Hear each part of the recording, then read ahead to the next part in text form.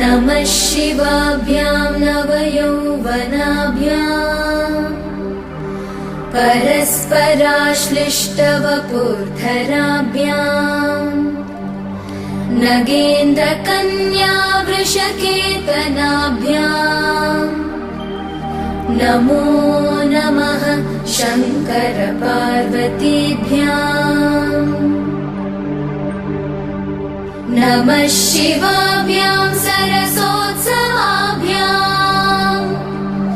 नमस्कृताभीष्टवरप्रदाभ्याम्